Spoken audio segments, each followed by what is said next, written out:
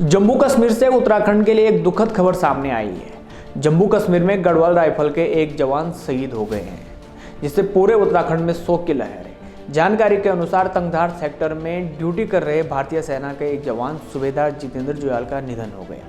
जितेंद्र जुयाल मूल रूप से उत्तराखंड के पौड़ी गढ़वाल जिले के कोटद्वार निवासी थे। इस खबर के आने से पूरे परिवार सहित उत्तराखंड में शोक की लहर है। तो चलिए आगे बढ़ते हैं खबरों में कि आज उत्तराखंड में दिन भर क्या क्या हुआ है उसके बारे में बताएंगे। उससे पहले बता दूं कि जो प्रदेश अध्यक्ष हैं भाजपा के महेंद्र भट्ट, उनके एक बयान ने पूरे उत्तराखंड में सियासी भूचाल ला दिया है। उनके बयान की कड़ी निंदा की जा रही है और जोशीमठ में जो आंदोलन कर रहे हैं विस्थापन की मांग को लेकर और जल विद्युत परियोजना पर रोक लगाने को लेकर, उनमें भी महेंद्र भट्ट के इस बयान को लेकर खासा आक्रोश है। इसके बारे में आगे बात करेंगे। उससे पहले मौसम के बारे में बता दूं कि आज दिन भर धूप खिली रही, लेकिन मौसम विज्ञान ने अलर्ट जारी किया है कि जो उच्च हिमालयी क्षेत्र है जैसे उत्तरकाशी हो गया, पिथौरागढ़ हो गया, चमोली और रुद्रप्रयाग, यहाँ पर अभी भी बारिश की जो है वो आशंका जताई जा रही है और मौसम विज्ञान ने अलर्ट जारी की कि यहाँ पर बारिश की संभावना है। तो वापस आते हैं अपनी खबर पर कि महेंद्र भट्ट के किस बयान ने आखिर उत्तराखंड में भूचाल ला दिया है। जोशीमठ में भूधसाव के बाद विस्थापन की मांग और एनटीपीसी के विरोध में जो प्रदर्शन कर रहे हैं उनको लेकर प्रदेश अध्यक्ष भाजपा के महेंद्र भट्ट ने बड़ा बयान दिया है। महेंद्र भट्ट ने कहा कि उनके पास ऐसी रिपोर्ट है कि जोशीमठ में जो स्थानीय लोग आंदोलन कर रहे हैं उनके आंदोलन में वामपंथी दलों की भूमिका है। प्रदेश अध्यक्ष महेंद्र भट्ट ने कहा कि यह वामपंथी दल उत्तराखंड की धार्मिक चारधाम यात्रा को प्रभावित करने और एनटीपीसी जैसी महत्वपूर्ण परियोजना को प्रभावित करने के लिए काम कर रहे हैं। उन्होंने कहा कि एनटीपीसी को लेकर जिस तरह का विरोध हो रहा है, अभी तक ऐसा कोई साक्ष्य नहीं मिल पाया है जिससे यह कहा जा सके कि एनटीपीसी की टनल के कारण जोशीमठ में जो भूधसाव हो रहा है, जो दरारें आ रही है, उनके कारण हुआ है। तो एक बार सुनिए कि जो महेंद्र भट्ट हैं उनका पूरा बयान आपको सुनाते हैं कि उन्होंने क्या कहा। जोशीमठ क्योंकि धार्मिक क्षेत्र होने के साथ साथ सामरिक दृष्टि से महत्वपूर्ण क्षेत्र है और वहाँ पर जो मेरी जानकारी में है कि वामपंथी संगठन उस क्षेत्र के इस धार्मिक यात्रा को, साहसिक पर्यटन की यात्रा को प्रभावित करने का प्रयास कर रहे हैं। वहाँ की जनता के अंदर भय का वातावरण तैयार कर रहे हैं और मैं कह सकता हूँ जहाँ सरकार प्रत्येक प्रभावित व्यक्ति को उसकी मदद करने के लिए कटिबद्ध है, उनकी समस्याएं सुन रही है और क्योंकि सीमावर्ती क्षेत्र है इसलिए ये विषय इसलिए उठता है कि आखिरकार नेशनल इशू एक क्षेत्र विशेष में आपदा आती है। कोई जब पहली बार है, कोई जनहानि नहीं हुई है, इसको इस प्रकार से इशू बनाकर आप सीमा के अंदर क्या मैसेज देना चाहते हैं, वहाँ की धार्मिक यात्रा को क्यों प्रभावित करना चाहते हैं, वहाँ के साहसिक पर्यटन को प्रभावित करना चाहते हैं, इसलिए मैंने विषय को इंगित किया। महेंद्र भट्ट के इस बयान ने आग में घी डालने का काम किया है। उनके बयान से जोशीमठ के लोगों में खासा आक्रोश देखने को मिल रहा है। महेंद्र भट्ट के बयान के बाद जोशीमठ बचाओ संघर्ष समिति से अतुल सती ने कहा कि महेंद्र भट्ट और उनकी सरकार जोशीमठ में प्रभावित लोगों को पुनर्वास मुआवजा की उचित व्यवस्था नहीं कर पा रही है और फालतू की बयानबाजी कर रही है। अभी कुछ देर पहले भाजपा के प्रदेश अध्यक्ष महेंद्र भट्ट जी का बयान आया है। उन्होंने उसमें ये जो जनता बैठी है आंदोलन में, इस जनता को माओवादियों का आंदोलन बताया है। उनका कहना है कि चीन की साजिश है। ये महेंद्र भट्ट वही हैं जिनके घर पर हम गए थे और 1 तारीख जनवरी को रात को इन्होंने मुझको अपने घर पर बुलाया था और मुझसे पूछा था कि क्या किया जाना चाहिए जोशीमठ में। उस दिन इन्होंने कहा कि 10 बजे रात इनके मुख्यमंत्री से मुलाकात है, लेकिन इन्होंने हमको बेवकूफ बनाया। तो जिस दिन इन्होंने मुझे अपने घर पर बुलाया, बैठाया, मुझसे जोशीमठ के बारे में सुझाव मांगा, तो क्या ये माओवादी से सुझाव मांग रहे थे, चीन के लोगों से सुझाव मांग रहे थे।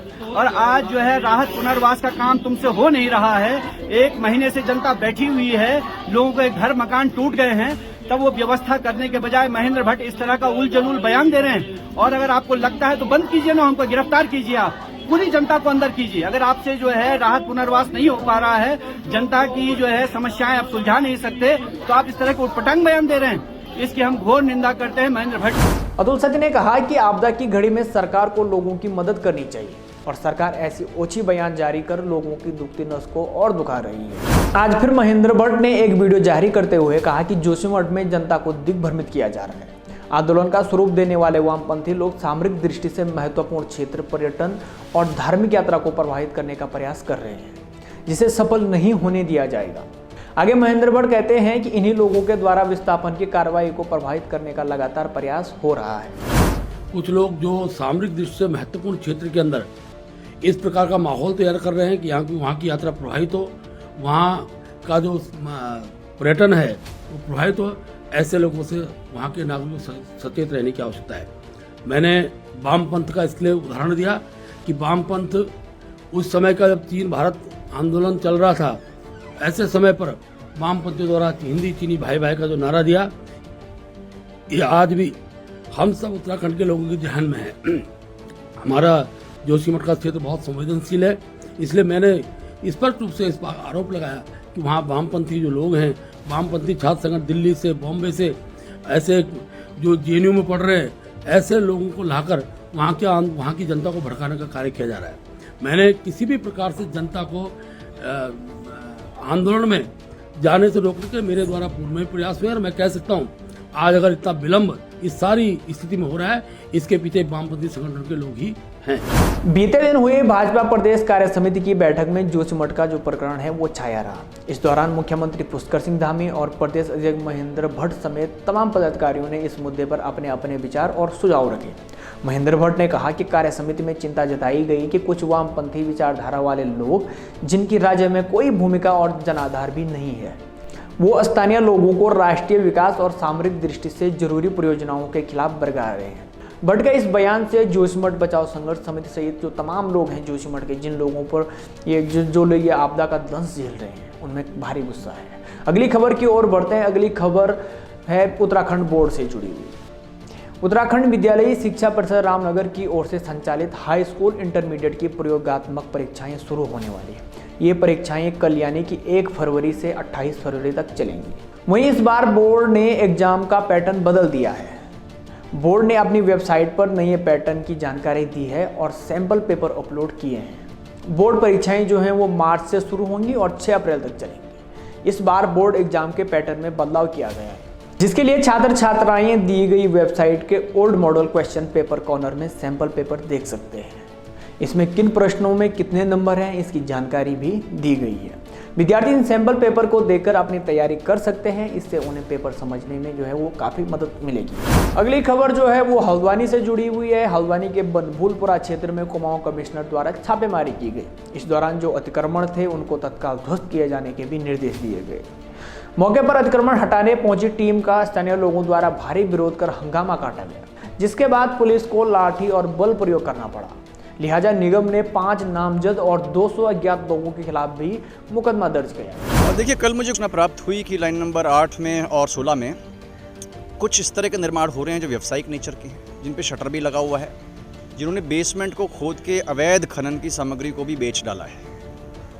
इसको देखते हुए तत्काल में और आईजी साहब मौके पे पहुंचे थे। पुलिस और इनकी प्राधिकरण और निगम की टीम भी थी। तो पहली बात तो ये, इसमें निगम की भूमिका और प्राधिकरण की भूमिका भी मुझे थोड़ा संदिग्ध लगी, क्योंकि 4 मंजिल की बिल्डिंग बन जाए और ये पता ही तब चले जब 4 मंजिल की बिल्डिंग हो, और वो भी किसी और माध्यम से पता चले, ये उचित नहीं है। क्योंकि पिछले लगातार 7-8 महीने से आप देख रहे हैं कि सरकारी ज़मीनों पर अतिक्रमण कहीं भी हो, इसको गंभीरता से लिया जा रहा है, और विशेषकर जब वो कमर्शियल नेचर का है तो और भी गंभीरता से लेना चाहिए। और जहाँ पे खनन की सामग्री भी चोर ली गई है तो मैटर सीरियस हो जाता है। तो इसमें एक तो प्राधिकरण और नगर निगम दोनों से मैंने स्पष्टीकरण मांगा है कि वो ये बताएं इसके लिए कौन जिम्मेदार है।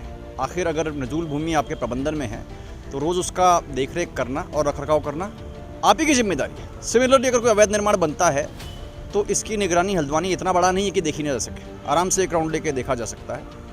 दूसरा, क्योंकि मौके पर अवैध निर्माण है, इसमें वहाँ पे जिनका अवैध निर्माण है उनके द्वारा निवेदन किया गया कि हम मेरे को ढहा देंगे स्वयं। नॉर्मली प्राधिकरण का ये रहता है और ये SOP भी है कि यदि कोई कहता है कि स्वयं इसको ढहा देंगे तो उसको हम मौका एक बार देते हैं। और इसमें पुलिस को भी कहा गया है, जिन्होंने भी वहाँ पे कोई अगर इल्लीगल एक्टिविटी कल की हो या पाया गया उसमें, उनके विरुद्ध भी सख्त कानूनी कार्रवाई की जाए। नगर निगम का स्पष्टीकरण तो मांगा ही, और साथ में ये भी तय करने के लिए कहा है कि ये किसकी जिम्मेदारी थी और कौन कौन इसमें कहीं मिला हुआ था, और किसी का भी अगर इसमें रोल दृष्टिगोचर होता है कि उनकी संलिप्तता थी तो उनके विरुद्ध भी अनुशासनिक कार्रवाई करते हुए जो दंड होता है वो दिया जाए। अगली जो खबर है वो जुड़ी है कैबिनेट मंत्री गणेश जोशी से। कैबिनेट मंत्री गणेश जोशी ने अपने सरकारी आवास पर अपने जन्मदिन के आयोजित कार्यक्रम में कहा कि शहादत गांधी परिवार की बपौती नहीं है। राहुल गांधी पर निशाना साधते हुए कहा कि जिसमें जितनी बुद्धि है वो उतनी ही बात करेगा। अब राहुल गांधी जी की मुझे बुद्धि पर तरस आता है। जिस लाल चौक पर ये झंडा आज उन्होंने फहराया, उसका श्रेय जाता है तो देश के प्रधानमंत्री नरेंद्र मोदी जी को जाता है। और धारा 370 नहीं हटी होती, माहौल उसके अनुकूल नहीं होता, क्या राहुल गांधी की हिम्मत थी कि लाल चौक पर झंडा फहराता? लाल चौक पर झंडा उस समय फहराया है तो डॉक्टर मुरली मनोहर जोशी जी ने फहराया। अगर आपको ध्यान होगा, मैं भी उस कार्यक्रम में साथ में था। और शहादत इस आज़ादी के आंदोलन में भगत सिंह ने दी है, सावरकर ने दी है, चंद्रशेखर आजाद ने दी है। शहादत कोई इनकी बपूती नहीं है, ये तो इनके साथ एक हादसा हुआ है। शहादत में और हादसे में बहुत अंतर होता है, लेकिन अब जिसकी जितनी बुद्धि होती है उतनी बात करता है, इसलिए भी ना कहना चाहूँगा। फिलहाल इन खबरों में इतना ही। आप हमें इजाज़त दीजिए। यदि आपके पास भी कोई खबर है तो आप दिए गए नंबर पर हमें भेजिए, या ईमेल भी आप कर सकते हैं। आपको वीडियो पसंद आए तो आप लाइक करिए, शेयर जरूर करें, पेज को फॉलो करना ना भूलें, और यदि आप यूट्यूब पर देख रहे हैं तो हमारे चैनल को सब्सक्राइब जरूर करें। धन्यवाद।